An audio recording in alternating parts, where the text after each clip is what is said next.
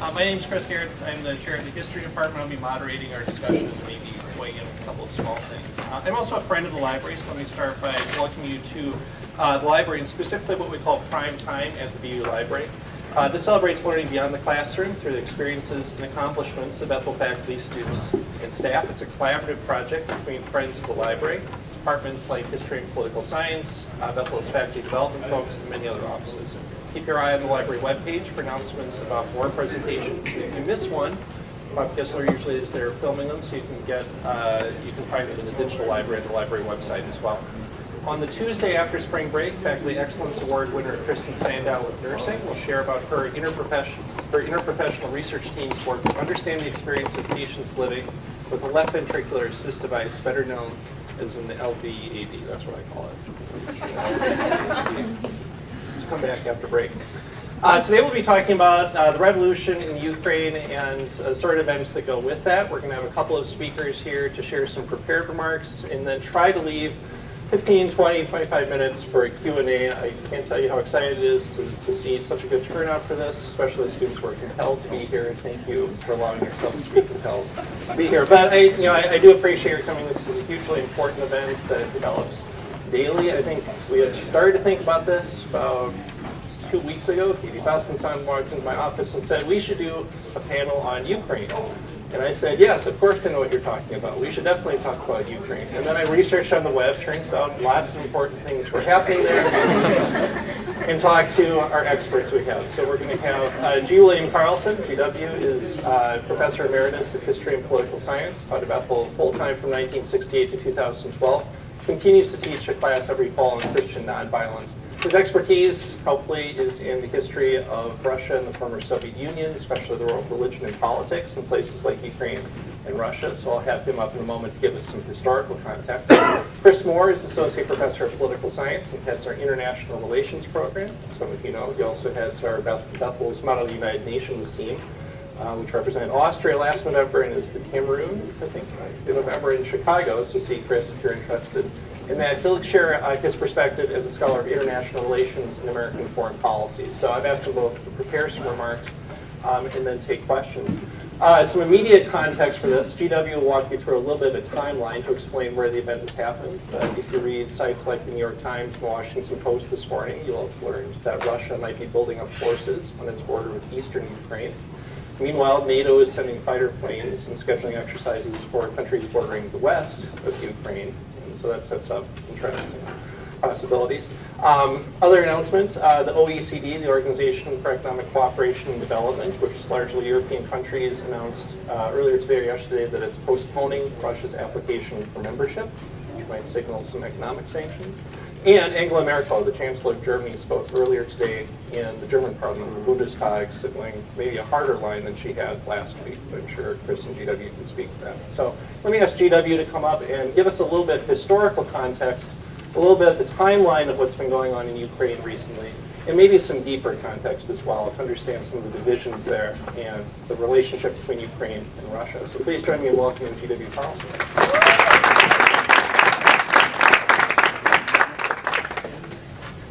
It doesn't fit there. It's fun to be back and to see some former students that I do know. I'm assuming that if I came back in 3 more years, I'd know nobody here. I did ask my class one day, a couple of years ago, we had talked about Dan Taylor and his writings and other kinds of things and used it in an illustration in my class, and I asked the class, this was half a year after he's retired, how many of those 30 people knew who Dan Taylor was? Not one. So I thought I had 2 years of memory in students' mind, but I'm now thinking I only have a half of one. So if you were in my class in the fall, you might still remember who I was. Anyway, it's good to be here. I gave out a handout. I only did 30. I didn't know how many people would come, but you can maybe share it if you want. It deals with 3 issues. The 6 questions that I'm going to ask, a bibliography on some of the articles that are relevant, a frame for maps that you can take a look at, And then I tried to define the political leaders at the various stages, since probably most of you don't know them and cannot pronounce them. So I gave you that so that I think we can have at least a frame from which to begin our discussion. I want to make a couple remarks on 3 or 6 major areas. First, what are the critical timeline questions on the Crimea and the Ukraine? I'm going to go back to 18th century, 1774. Empress Catherine annexed formally the Ukraine into Russia and Crimea into Russia. 1918, Ukraine declared its independence after the Soviet Revolution, but then was, by 1921, put back into the Soviet Union. And there's a history there that's pretty brutal. 1954 is the next major item. In a reasoned framework that many people don't understand totally, Khrushchev gave the Crimea to the Ukraine while the Ukraine was part of the Soviet Union. And I think that's an important kind of thing to understand. 1991, after the fall of the Soviet Union, Ukraine ushered its independence and the creation of its own country. 1997, it signed an agreement with Russia relative to the fleet ship treaty regarding Russian troops and fleet ships on the Black Sea and in the Crimea. 2004 is the first of the major events in terms of a serious crisis. You had what's called the Orange Revolution. For those of you who are political scientists know that there were a variety of nonviolent revolutions taking place in Georgia and the Middle East and other places like that. A set of events which people like Chinese leadership and Russian leadership really feared. But anyway, the Orange Revolution demanded an overthrow of the Russian-favored prime minister and had a recall election in which the pro-Western prime minister was elected. Reform and economic development don't always go together. By 1910, the pro-Russian leader was once again re-elected into power. What is critical at this point in time is that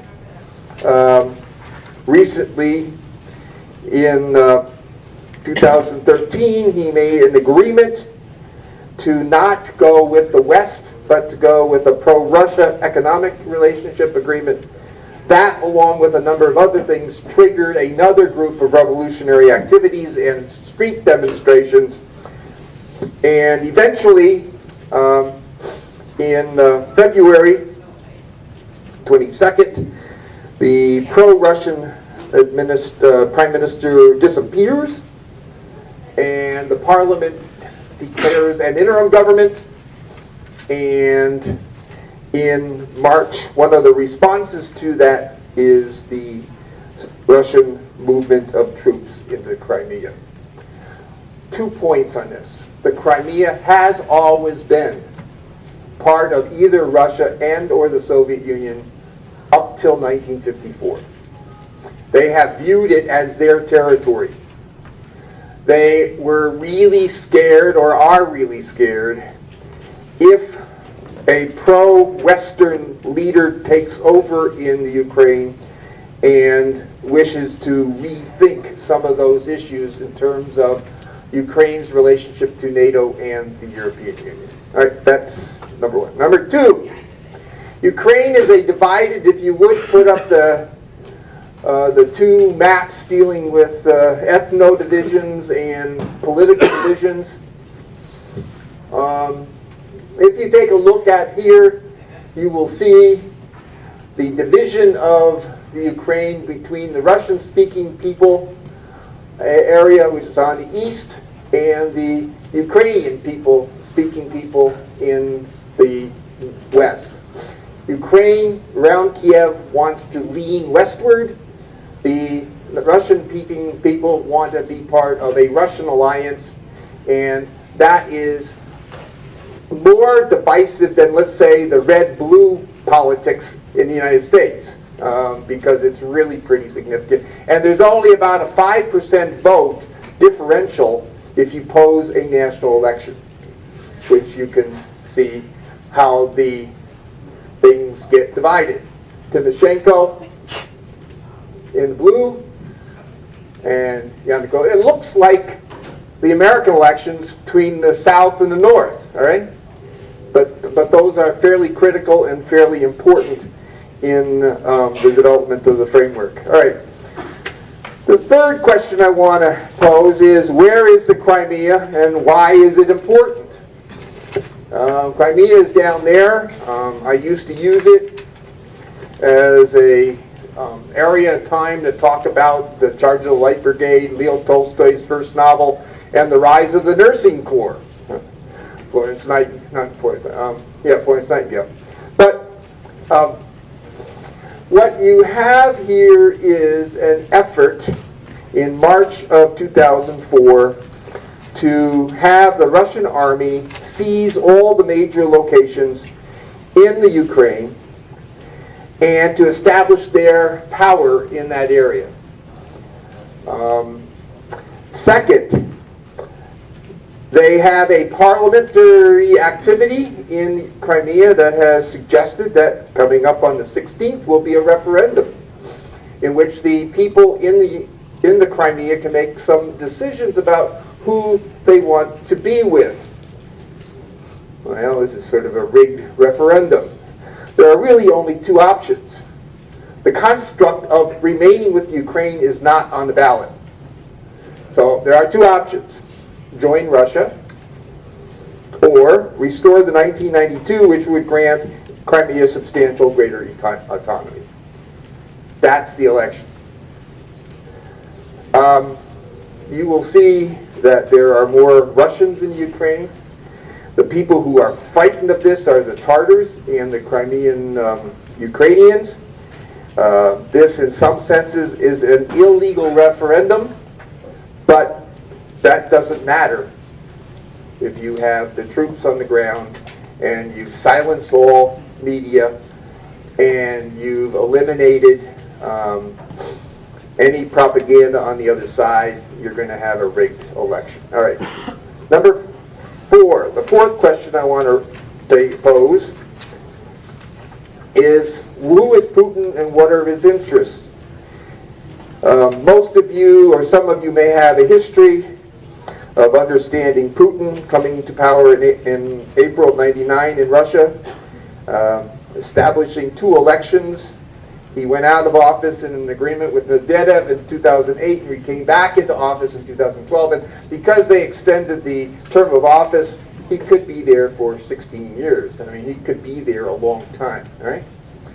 He is in what's called a managed democracy and has essentially 6 objectives. He wants to suggest a democratic front for an authoritarian government. The elections did take place. Right? He did go to the parliament to get the right to put the troops in the Crimea after he put the troops in the Crimea. Right? He believes in a controlled economic oligarchy based heavily on the only kind of economic issues that give him benefit, and that's the issue of gas and oil. All right? And he's willing to use that for international purposes. 3, he's a strong nationalist. He aligns himself with a nationalist wing that also is tied to the recovery of the Orthodox Church as supreme in that area. The Olympics were supposed to have been the authentication of the nationalist legitimacy of Putin. 4, he silences dissent.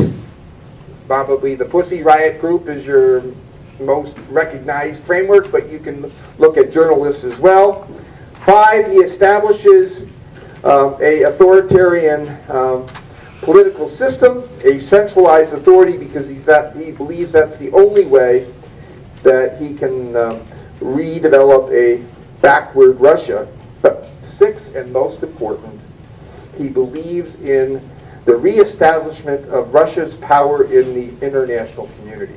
Challenges the United States and Iran and Syria, desires to reestablish a Russian sphere of influence, particularly on those areas where the Soviet Union used to be, and he has always regretted the loss of the Soviet Union as something that has been a terrible result of the frameworks of the time.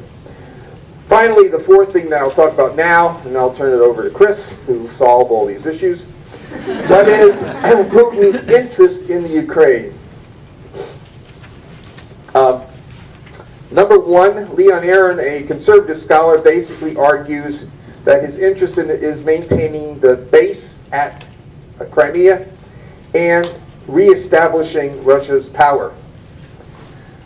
Brian Taylor, in an article, does a nice job in making some suggestions on why this takes place, and he suggests that the argument is that he believes that the new government in Ukraine is illegitimate. It's a part of a Western conspiracy against Putin, and is a illustration of the dangers of what he calls the Orange Plague, the whole framework of nonviolence framework. I mean, he supported us going into Libya to bring peace or stability to Libya. He hated us after Gaddafi was overthrown because he doesn't like the concept of authoritarian leaders losing power. Right? Anyway, so you have those kinds of things. The core of our challenge in the Ukraine or in the Crimea, and the thing that we ought to look for is there really anything we can do without going to war? Will there be significant economic pressures that could force Putin to the table? Or are we forced, like in Hungary and in Czechoslovakia, to accept some Soviet military presence in acts which we detest?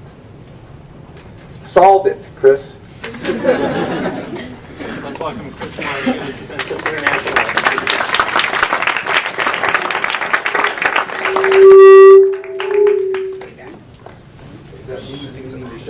I think it's the confluence of us. Don't cross the streams.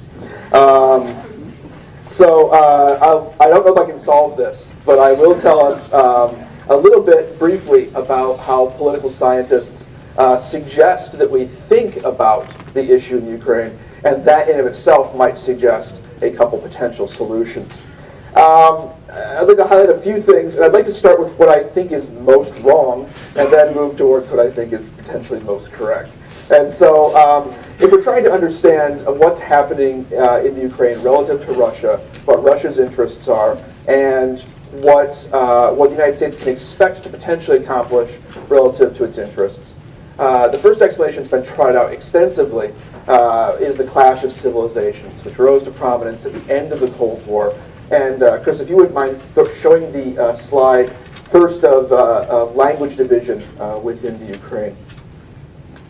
So the clash of civilizations suggests that there are 7 or 8 massive civilizations around the world, and the people within inside those civilizations tend to align with other people within inside their civilizations to the opposition of others. And this emerges after the Cold War, after communism has been defeated, after fascism has been defeated.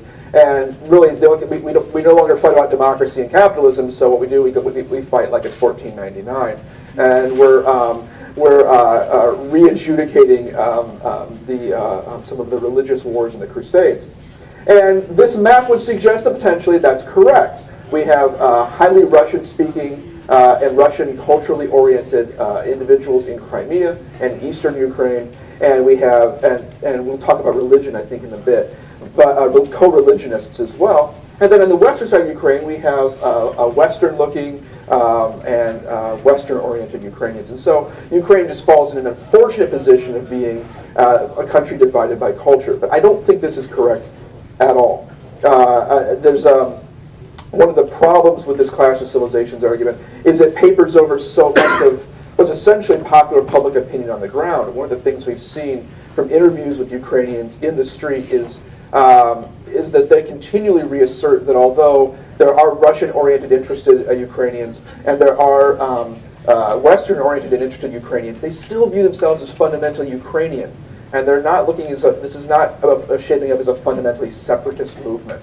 At least not yet. We don't see that kind of movement, even within Crimea. And although the ethnic Tartars are worried about persecution by perhaps the Cossacks, which are moving into Crimea at the behest of Putin, or from ethnic Russians, this is not a divisive kind of issue. There still is a fundamental notion of Ukrainian unity, which is based on nationalism, not on culture.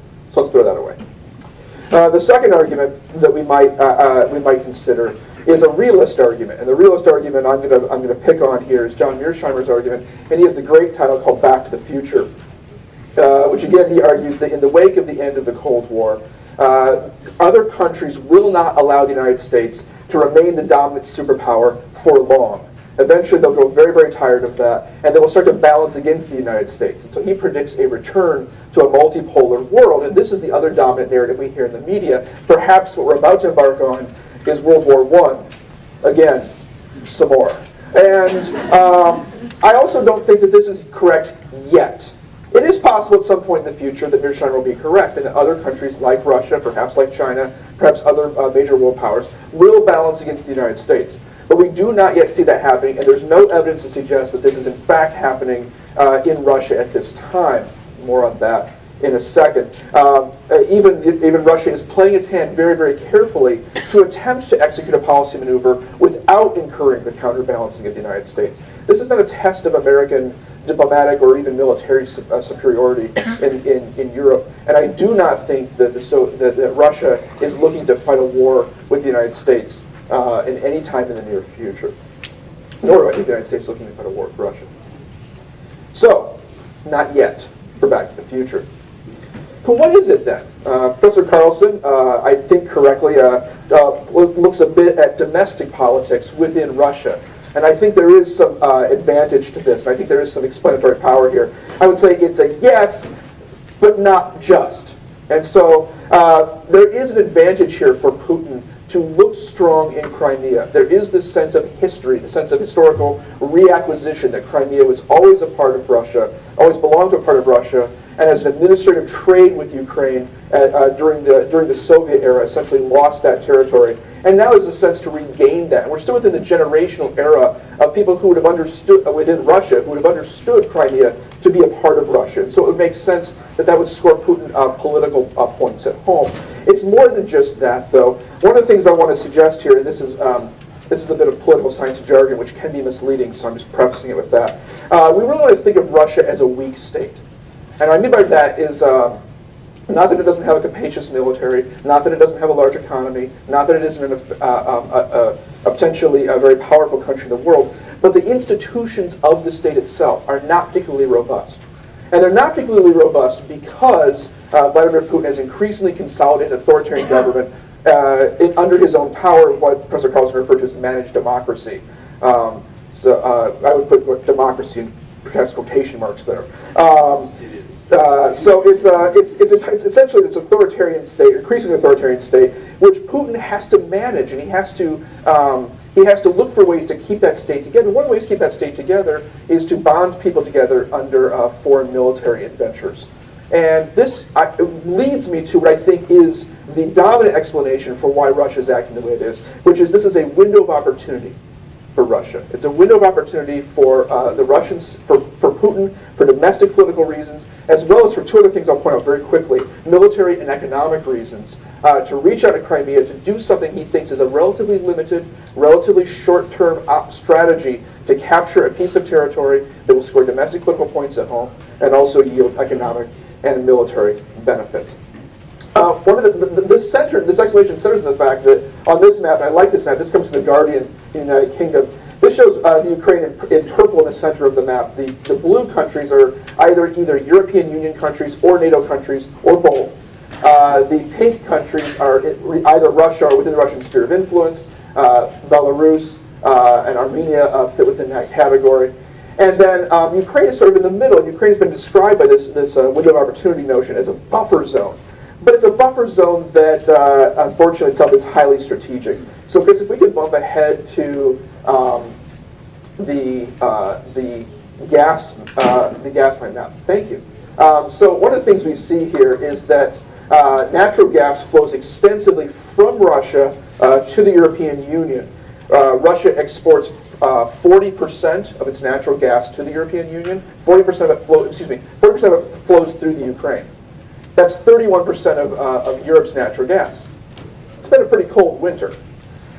People like to keep warm in their homes, and so part of this is a thought that Russia has a window of opportunity here where the rest of the European Union is highly dependent not only on its natural gas, but on the lines that flow through Ukraine. And it's worth noting that on March 7th, just a few days ago, amongst the threats that Russia leveled against Ukraine was a threat by the semi-autonomous state-owned agency Gazprom, the Russian oil industry, to cut off natural gas supplies to the Ukraine. This is an economic argument in as much as it's a military one. If Russia is able to consolidate the Crimea, it doesn't really help the natural gas lines per se, but it gives them more influence and more leverage on natural gas supplies and flows through the Ukraine. The other thing that we haven't talked about yet that's really important here is that as some of you who are economics students or political science students or other folks as well, maybe there's been a multi-year economic crisis through Europe, and Ukraine has not escaped that. And Russia, to set off this conflict back in January, offered Ukraine $15 billion, essentially as a bailout, much in the same way that Germany and the European Union countries have offered large sums of money to places like Greece and Italy and Portugal and others to bail them out of their financial crises. Ukraine is in a similar one. Ukraine was essentially shopping that deal. The Western Ukrainians, who were more pro-European Union, were looking for the European Union to essentially offer them a similar kind of financial bailout. The European Union could not come up with anything nearly as close to the $15 billion. Interestingly, 2 days ago, Secretary Kerry of the United States committed $1 billion American dollars to Ukrainian financial aid to bail them out, but that's nowhere close to what the Russians are offering. And this is an attempt to keep Ukraine within Russia's economic sphere of influence. Last, just a quick point. There is a military component to this. Russia has a major military base in the Ukraine. It's at Sevastopol here. And it has a couple other, has an Air Force base as well at Simferopol. And having more direct control of those bases would give Russia more of a force deployment opportunity in the Black Sea. And this is sort of authoritarianism on the cheap. Vladimir Putin saw a way to capture some of these things while European Union would be unwilling to act for economic reasons, and while perhaps the United States would be unwilling to act because of our military drawdowns in places like Afghanistan and Iraq. And I tend to agree with the notion that maybe he's overplayed his hand here. The general thought, I'll conclude by saying that, the general thought in American media is that Putin is sort of this master statesman, Metternich or reincarnated or Bismarck reincarnated, and I'm not sure that he is. I'm not sure that this won't go badly for Russia, even if no shots are fired several years in the future.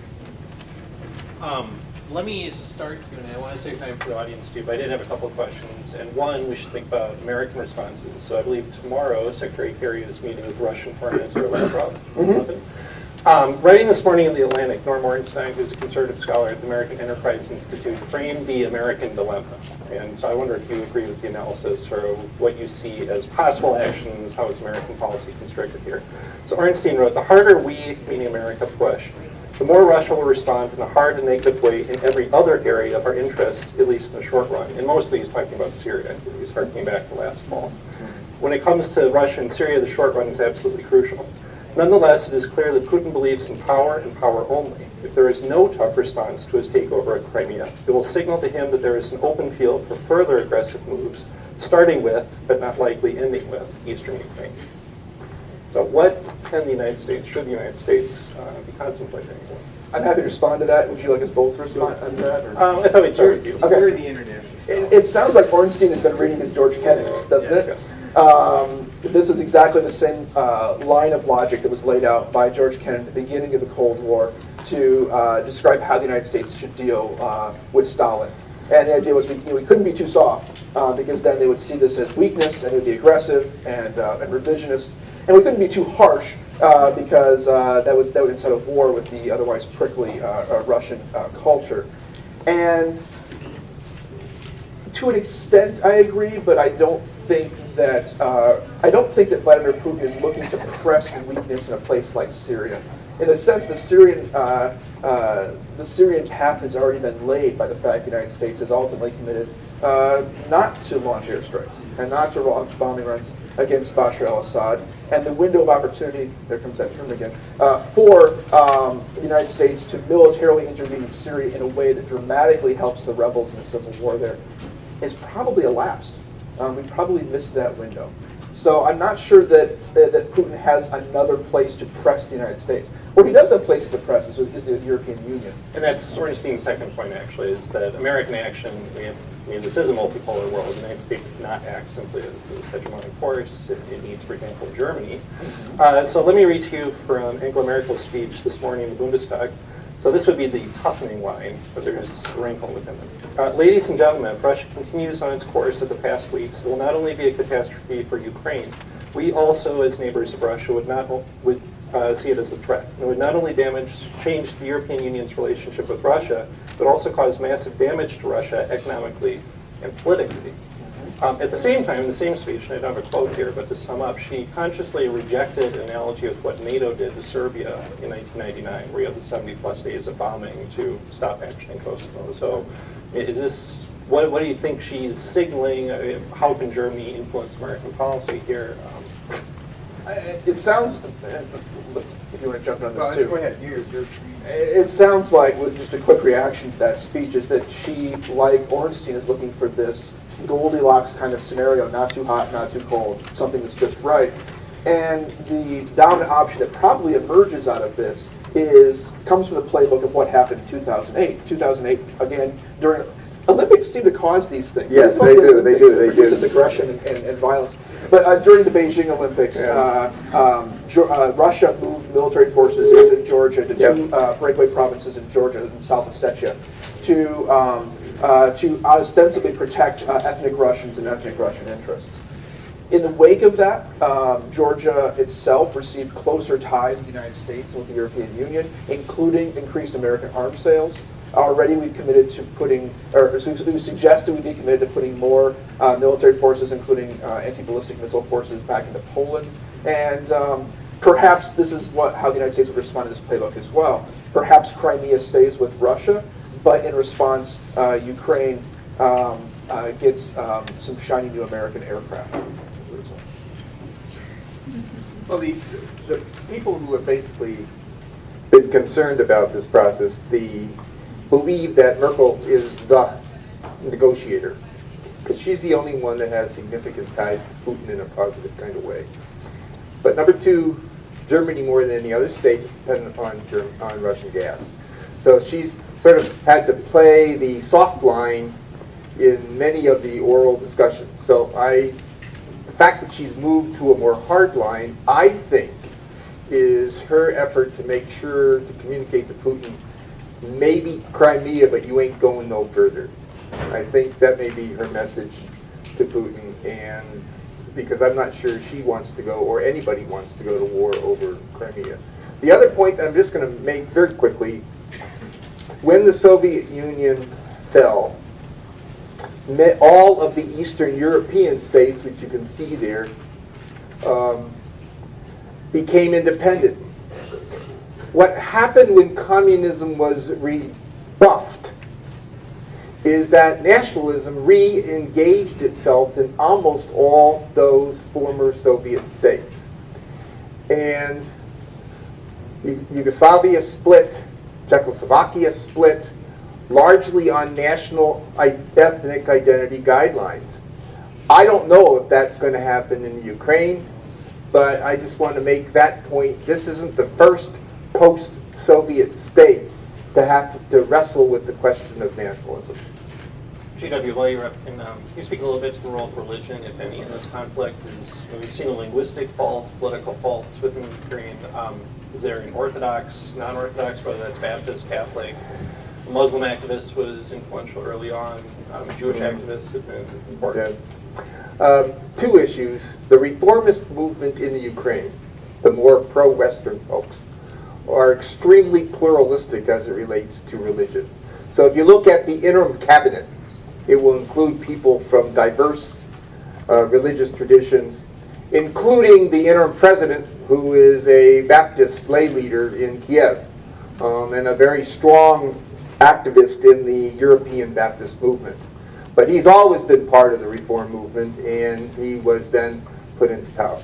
The second thing that I think is almost unanimous is that Putin's relationship with the Russian Orthodox Church has basically meant that they are giving him carte blanche endorsement of what's happening in the Crimea.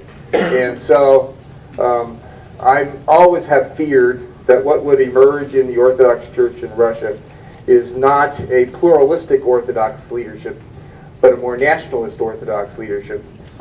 It's seen itself also in the sexual orientation issues, which Putin is championing, and other related kinds of things. The Orthodox Church in Ukraine is not necessarily seriously engaged in choosing sides, because I don't think they think it's in their self-interest to do such.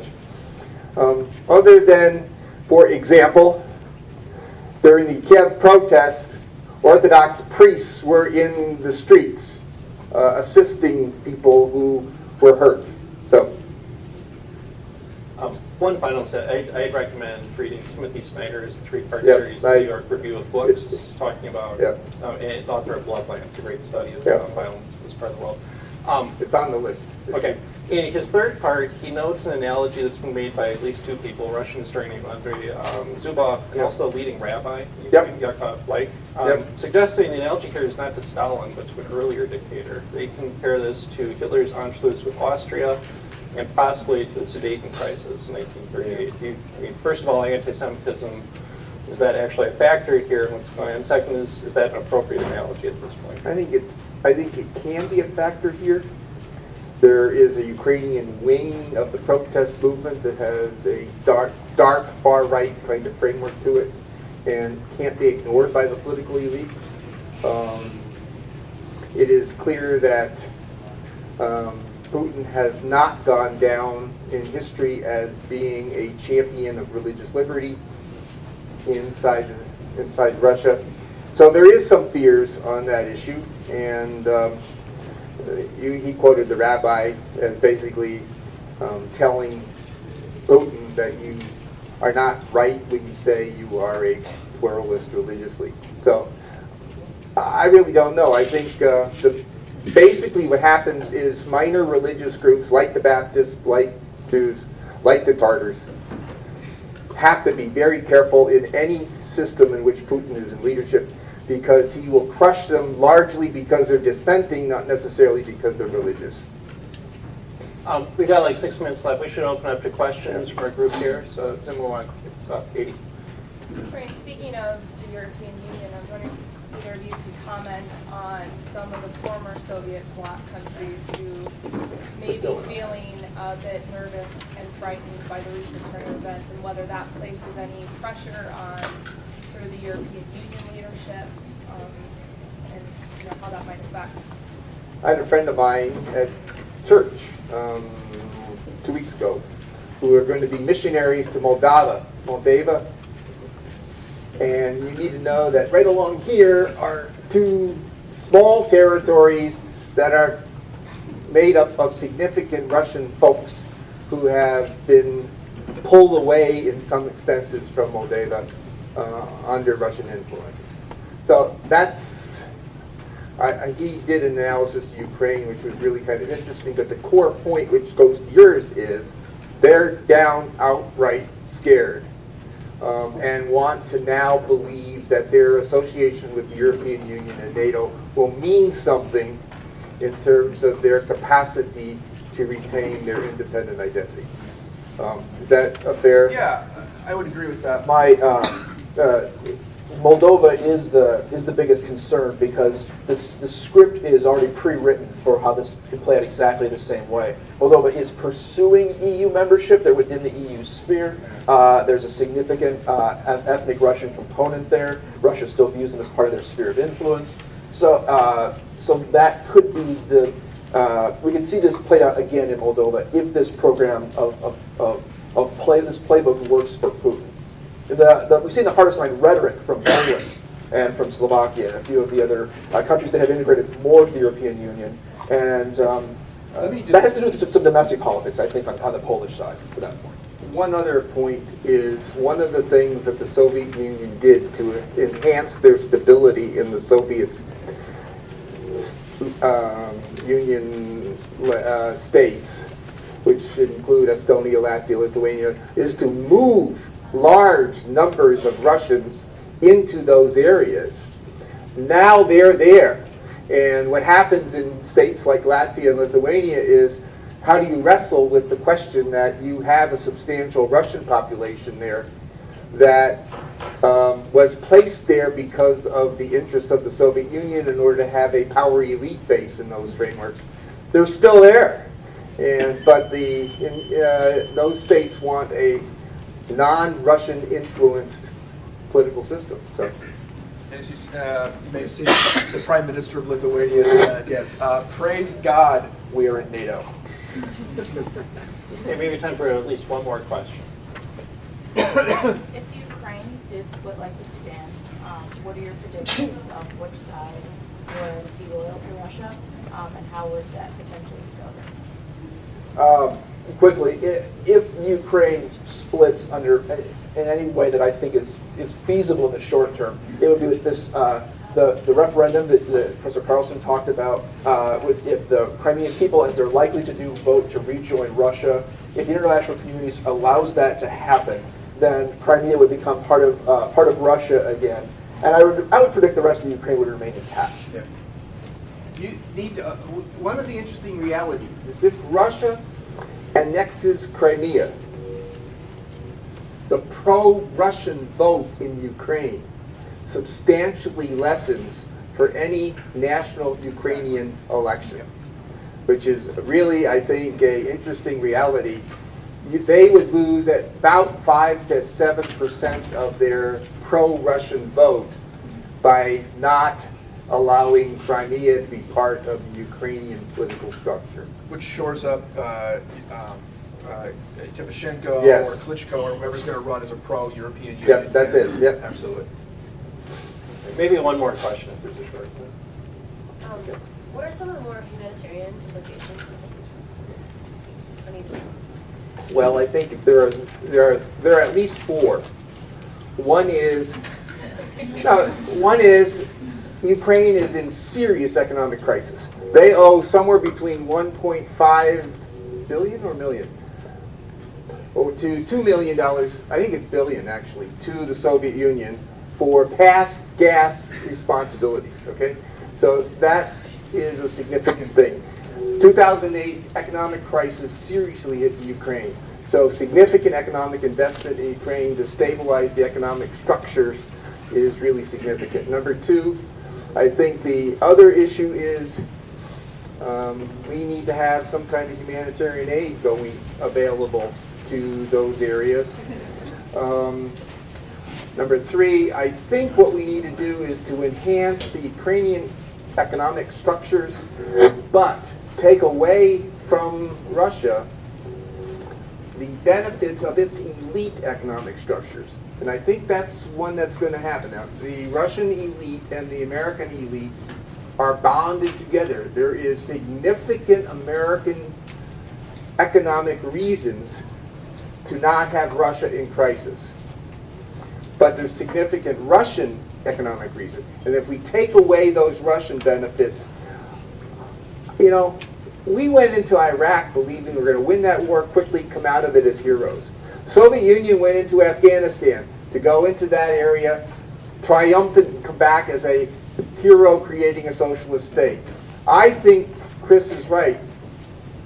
If they, quote, take the Crimea, I'm not sure that internationally and nationally it's going to be in the long run a win. We're out of time. People have to go other places. Let's thank Chris and GW for their